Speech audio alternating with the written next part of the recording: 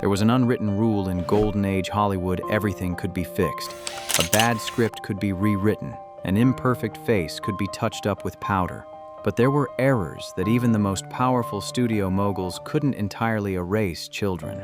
Imagine carrying the blood of a legend, the eyes of a king of cinema, or the smile of a goddess, only for your existence to be a scandal meant for destruction. Born amidst the radiance of gods, these children were destined to live as ghosts, enduring the penalty of oblivion for a sin they never committed. Today, we reopen the files sealed for nearly a century, where illegitimate children lived as invisible ghosts to protect their parents' glitz and glamour. Hit subscribe so we can dive deeper into the hidden truths behind the stage lights. 1. Judy Lewis, the perfect clone, denied daughter of Clark Gable and Loretta Young. In the history of Hollywood, some secrets are buried so deep it takes a lifetime to touch the truth. The story of Judy Lewis is the most painful testament to a child becoming a sacrificial lamb to preserve the image of cinema's greatest titans. In 1935, on the remote Washington state set of The Call of the Wild, a fateful encounter occurred between the Ifwaniui Samisiumos, a king of Hollywood, Clark Gable, and the screen sweetheart, Loretta Young. Gable was then the industry's most powerful star and a married man. Loretta was a 22-year-old ingenue of pure beauty and a devout Catholic. Their on-screen chemistry was a filmmaker's dream, but their off-screen union was a nightmare for the studio's PR department. When Loretta discovered she was pregnant, her world collapsed. In an era where morality clauses could incinerate a career overnight, an out-of-wedlock child with a married man was a death sentence for both their futures. And so, one of the most elaborate deceptions in Tinseltown history began. Loretta Young vanished from the public eye under the guise of resting for her health. She gave birth in secret at a small roadside house, then placed the infant in an orphanage.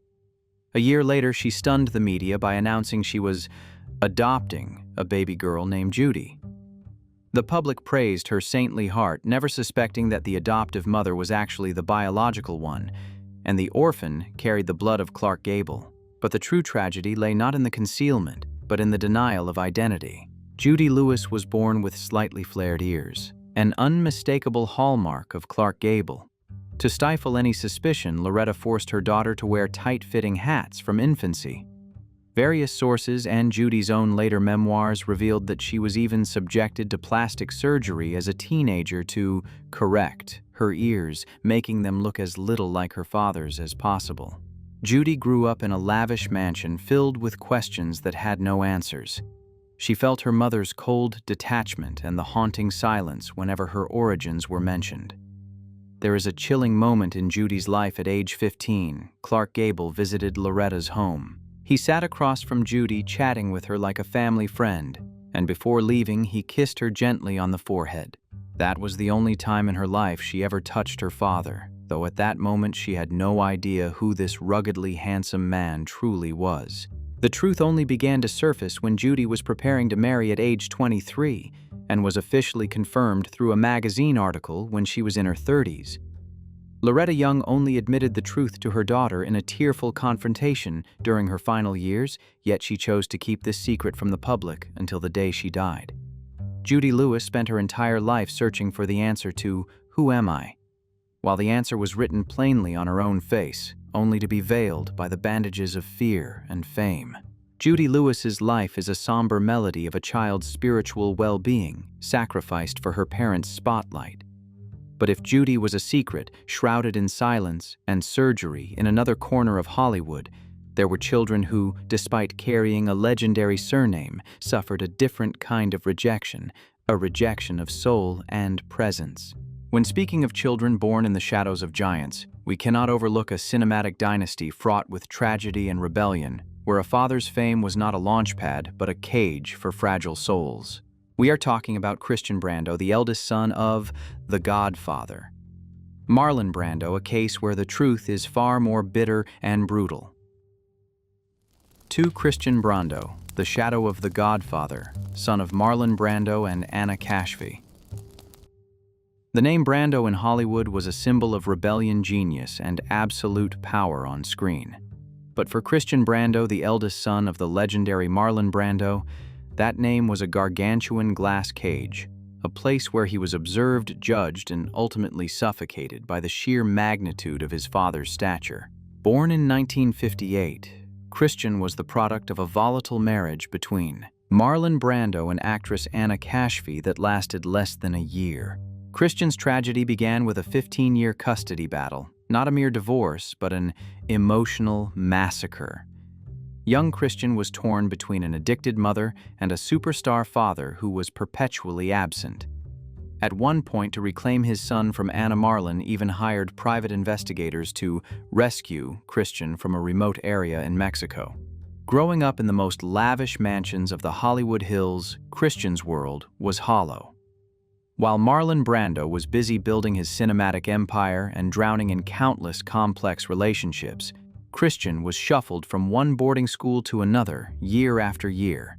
He didn't lack money, but he lacked an independent identity. Every time he stepped outside, people didn't see Christian. They only saw the son of the Godfather. Marlon Brando's presence in his son's life was a painful paradox.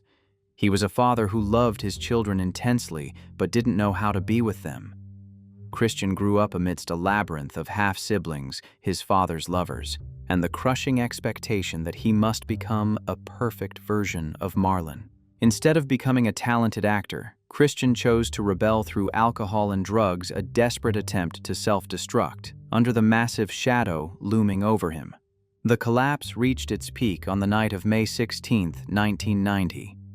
In Marlon Brando's own home, Christian shot and killed Dag Drolet, the boyfriend of his half-sister Cheyenne. The case stripped away the rot inside a family once admired by the world. In the ensuing trial, the image of Marlon Brando, the Iron Man of the silver screen, taking the stand with tearful eyes and confessing, "I tried to be a good father, but I failed completely," became one of the most tragic moments in Hollywood history.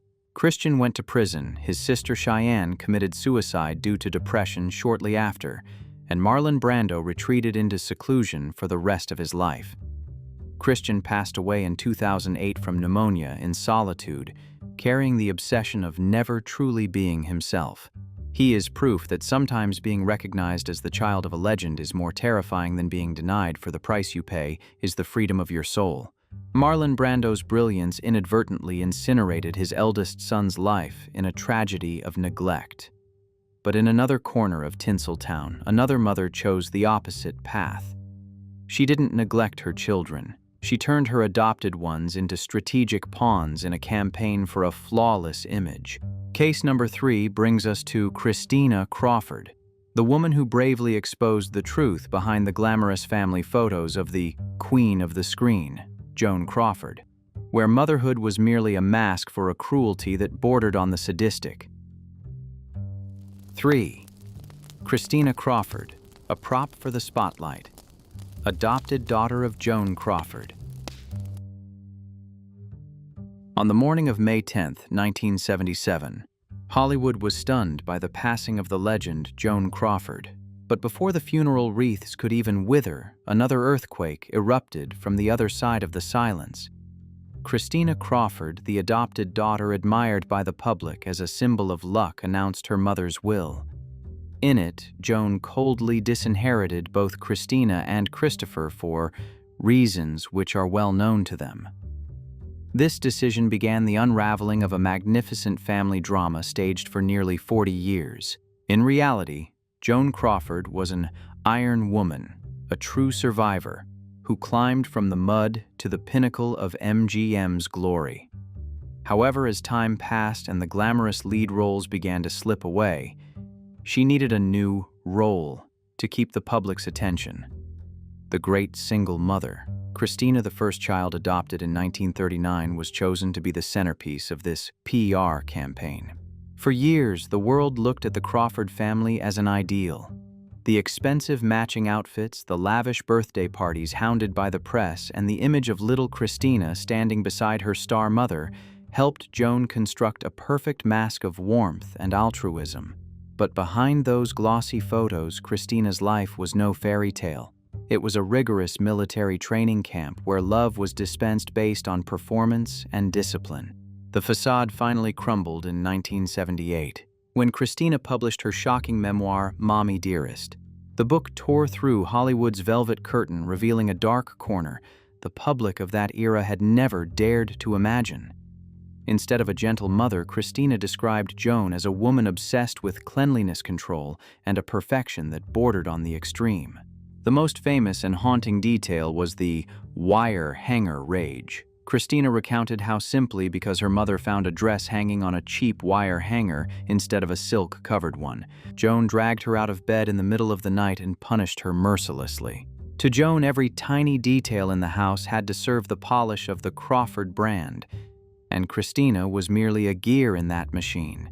If the child failed to play the role of the good daughter during photo shoots, the price paid behind closed doors was excruciatingly high.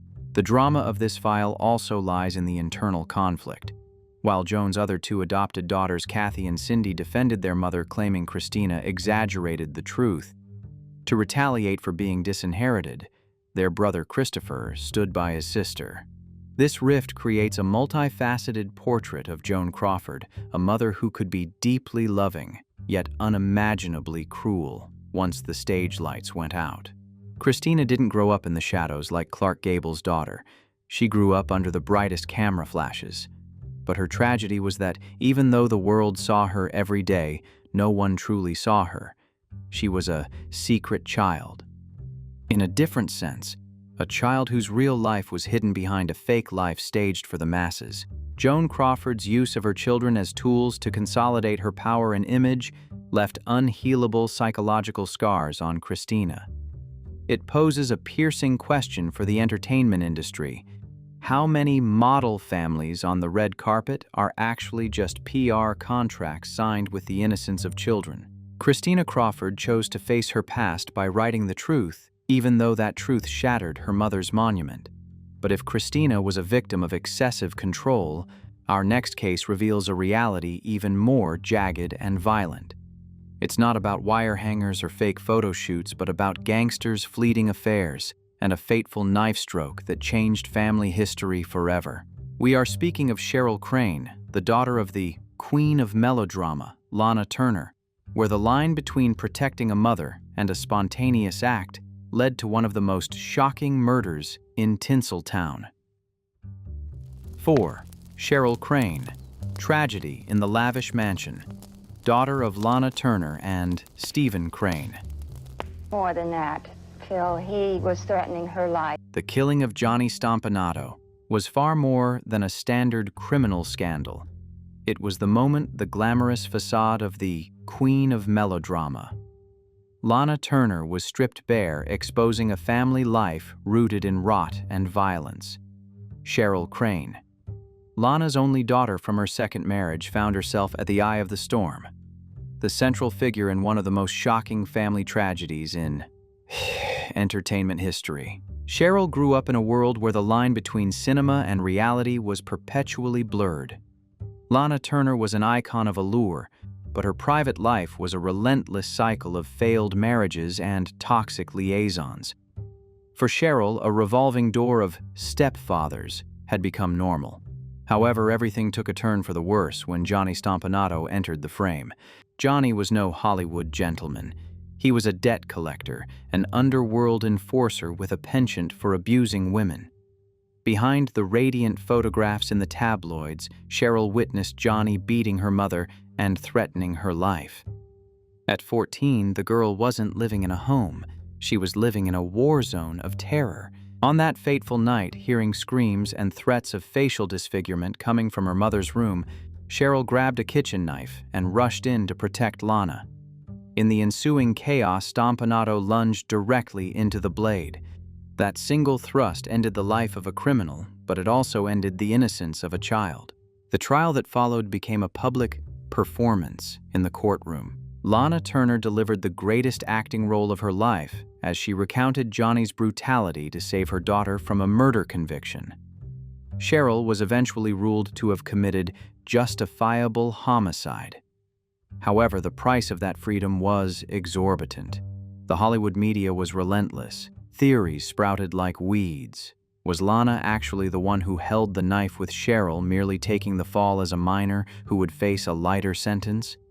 Or was the relationship between Cheryl and the gangster something even darker? Cheryl was sent to a reform school and later a psychiatric facility to seek refuge from the public's prying eyes.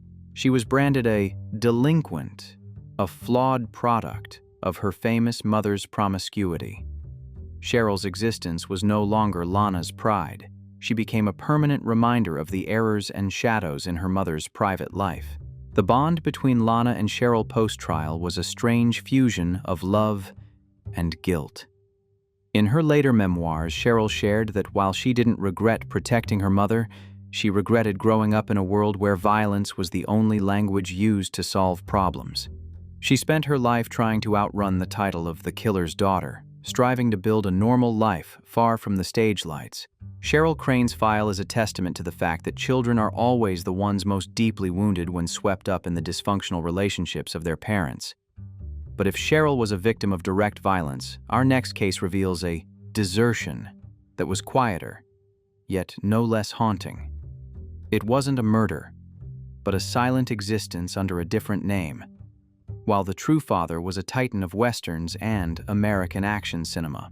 We are talking about Scott Eastwood, the son of the ageless legend, Clint Eastwood, who spent decades living as a stranger on the sidelines of his father's brilliant career. 5. Scott Eastwood, the silent heir, son of Clint Eastwood and Jocelyn Reeves. In the world of Clint Eastwood, where smoking barrels and steel-eyed glares have defined American masculinity for half a century, there was a secret kept so tightly that even Hollywood's sharpest sleuths couldn't catch its scent. This was the existence of Scott Eastwood, a man who for nearly 2 decades did not carry his father's name, nor appear in a single high-profile family photograph. In 2015, global audiences were stunned to see a young man with the exact face of a peak-era Clint Eastwood appear on the silver screen. The same square jawline, the same rugged, squinting gaze. But the real shock wasn't the resemblance. It was the fact that this young man had been right there in the heart of Hollywood for years without anyone knowing.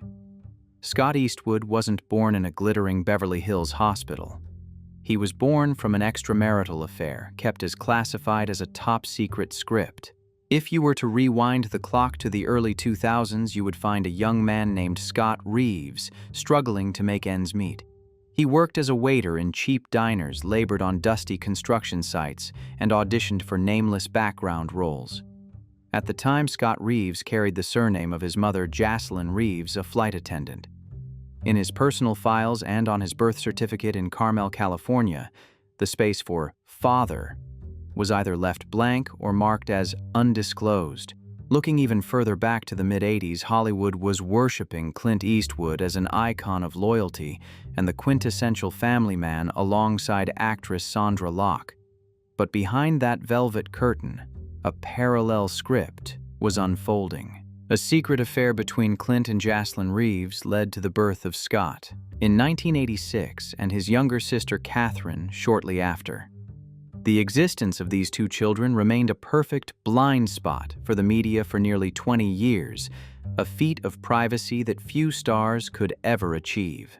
During his formative years, Scott did not grow up with the privileges of a Nepo baby. He lived a life entirely separated from his father's glitz. Although Clint Eastwood maintained certain connections with his son in the shadows, he absolutely refused to use his power to roll out the red carpet for Scott. Scott once shared that while his father could be incredibly generous in cinema, he was notoriously strict with parenting. He didn't give me a dime. He taught me that if I wanted something, I had to go out and earn it myself. Scott recalled, reflecting on the days he had to pay his own bills while starting out in the industry. The drama of Scott Eastwood's story lies in the nature of his arrival. There was no grand press release, no inheritance lawsuit. The truth only surfaced gradually as Scott began climbing the Hollywood ladder on his own, using his mother's last name. It was only when he reached maturity and Clint felt the sensitive period had passed that the name Scott Eastwood officially hit the news cycle. While many other celebrity children struggled to escape their father's shadow, Scott struggled just to step into it. He spent his entire youth proving he was a legitimate actor before the public ever saw him as the son of a legend. Clint Eastwood's eventual acknowledgement of Scott wasn't a career-destroying scandal. Instead, it became an incredible story of self-made resilience. Scott Eastwood chose not to resent his hidden past, but viewed it as a brutal, yet effective, survival training. But if Scott was a secret kept to preserve an image of masculine perfection, our next case reveals the polar opposite. It is a story where one of Hollywood's most elegant icons accepted exile from the sanctuary of cinema and the turning of an entire nation's back just to live openly beside her illegitimate child. Case number 6 takes us to Robertino Rossellini, the child who unwittingly turned the angel Ingrid Bergman into a villain in the eyes of the American public, sparking an exile defined by both tears and honor. 6. Robertino Rossellini, the child of exile, son of Ingrid Bergman and Roberto Rossellini. In 1950, from the floor of the United States Senate, Senator Edwin C. Johnson declared Ingrid Bergman a powerful influence for evil. An actress once worshipped by all of America as a saint for her pure beauty in Casablanca was now seen as a disgrace to the arts. The reason for this visceral outrage was the birth of a baby boy named Robertino Rossellini. To understand the magnitude of the shock, we must go back to when Robertino was just a life in his mother's womb. At that time, Ingrid Bergman was still the wife of Dr. Peter Lindstrom in America. However, her admiration for realistic cinema had led her to Italy to collaborate with director Roberto Rossellini. The romance that ignited on the set of Stromboli was no ordinary affair. It was a slap in the face to the rigid moral codes of the 1950s. Unlike Loretta Young's elaborate staging to hide her child, Ingrid Bergman chose a path of thorns. She admitted the truth. Robertino was born before his mother's divorce in America was finalized, making him illegitimate under the laws of that era. Instantly, an unprecedented wave of boycotts wiped out Ingrid's Hollywood career.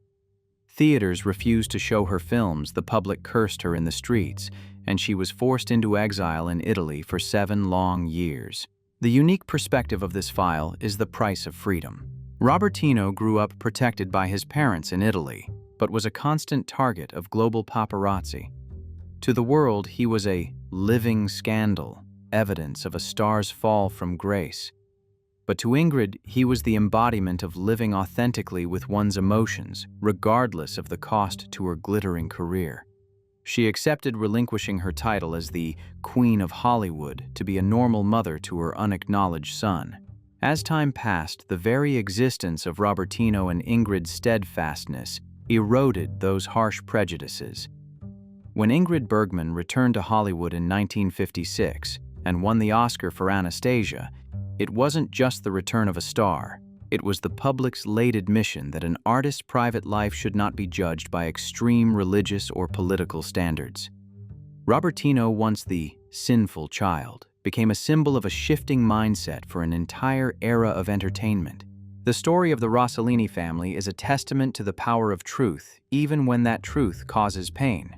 But if Robertino was an illegitimate child who was fully loved and recognized by his parents, our final case presents a tragedy of opposites.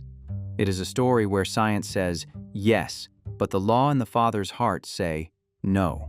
We close our list with case number 7, Carol Ann Barry, the child caught between the loopholes of the law and the brutal rejection of the comedy legend Charlie Chaplin.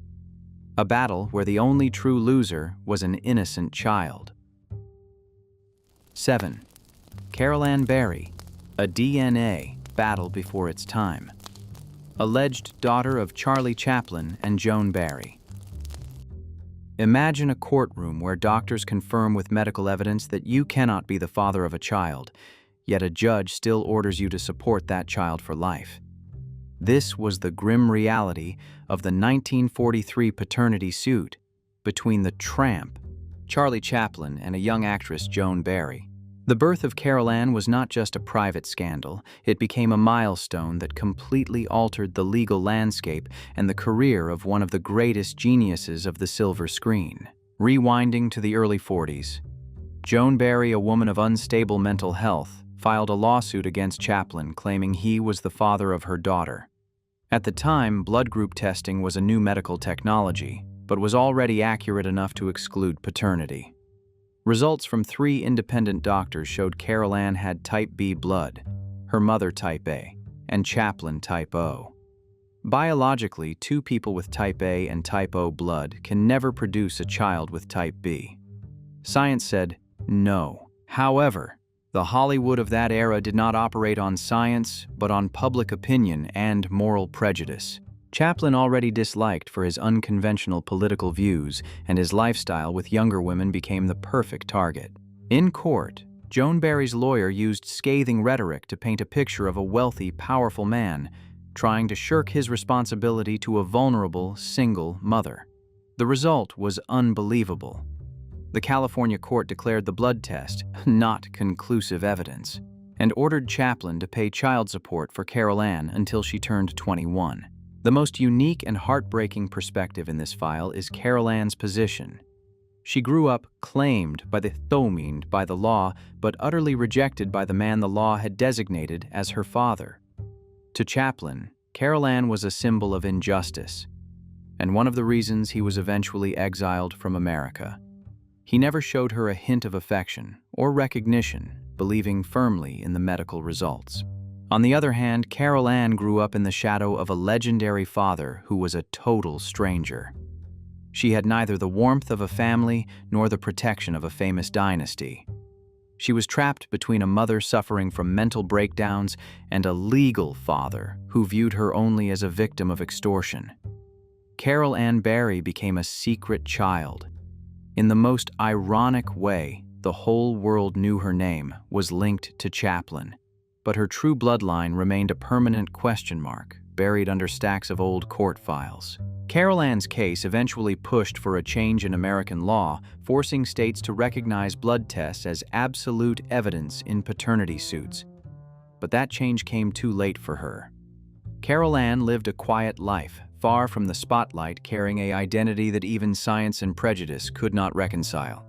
The file of Carol Ann Barry closes our list of 7 children in the shadows, leaving a bitter aftertaste, a reminder that the child is always the one who suffers most when adults are busy protecting their honor, their money, or their pride. 7 files, 7 lives, all sharing a common sorrow, an existence valued by fame.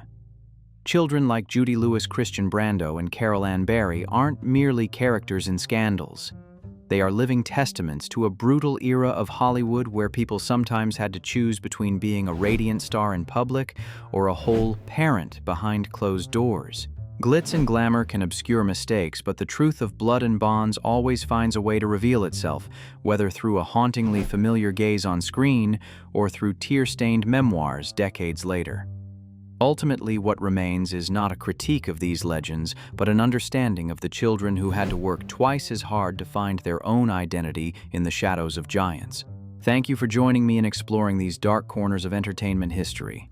If you found these stories compelling, please hit subscribe so you don't miss our next hidden files. Which figure left you feeling the most haunted? Leave your thoughts in the comments. Goodbye for now, and I'll see you in the next one.